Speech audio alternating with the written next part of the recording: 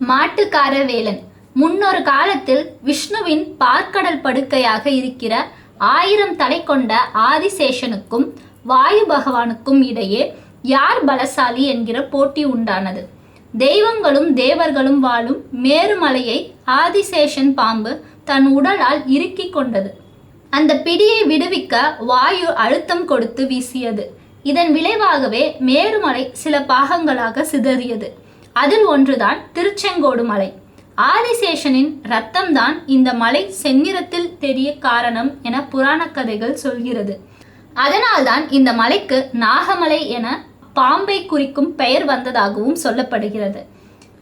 இந்த உயர்ந்த மலைக்கோவிலில் சக்தியும் சிவனும் சேர்ந்த வடிவமாக மாதொரு பாகனாக சிவன் இருந்த போதிலும் இங்குள்ள செங்கோட்டு வேலர் எனும் முருகன் கோயில் மிகுந்த பெருமை பெற்றது. காலங்காலமாக இங்கு ஒரு செவிவழி கதை சொல்லப்பட்டு வருகிறது. முருக பக்தரான குணசீலர் என்ற புலவர் கொங்கு மண்டலமான இங்கு வாழ்ந்து வந்தார். முருகன் மீது பாடல் இயற்றுவதே அவரின் கடமையாக இருந்தது.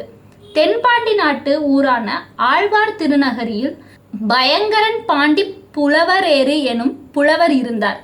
தன்னை விட வறிய புலவர்களிடம் எதிர்வாதம் செய்து பம்பு பண்ணுவதே இவருடைய வேலையாக இருந்தது.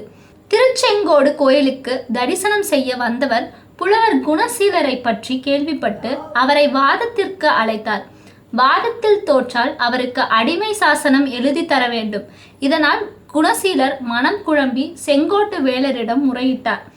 மறுநாள் எதிர்வாதம் நடத்த வந்த பாண்டி நாட்டு புலவர் மலையடிவாரத்திலிருந்து மலையை பார்த்தபடி, இதை நாகமலை சர்ப்பகிரி என்கிறார்கள். பாம்பு மலை என்றால் இம்மலை படமெடுத்து ஆடாது. ஏன்? சமர முகத்திருச்செங்கோடு சர்ப்ப சைலமெனில் அமரட் படம் விரித்தாடாதென்னை என ஒரு பாடலை ஆரம்பித்து பாடியபடி மலைப்படி ஏற வந்தார். ஆனால் அடுத்தடுத்த வரிகள் அவருக்கு வரவில்லை. அப்போது செங்கோட்டு வேலர் மாடு மேய்க்கும் சிறுவனாக வந்து, அது ஆய்ந்தில்லையோ நமரன் குறவள்ளி பங்கன் எழுகரை நாடுயர்ந்த குமரன் திருமருகன் மயில் வாகனம் கொத்தும் என்றே என பாடி அந்த பாடலை முடித்தார். பாம்பை கண்டால் மயில் கொத்தும், இது இயற்கை குணம். இதை வைத்தே ஆராய்ந்து பார்க்கவில்லையா? முருகனின் வாகனமாகிய மயில் கொத்தும் என்பதால் சர்ப்பகிரி படம் எடுத்து ஆடவில்லை என வேலன் பாடியதுடன் பாண்டிப்புலவருக்கு பதிலும் உரைத்தார்.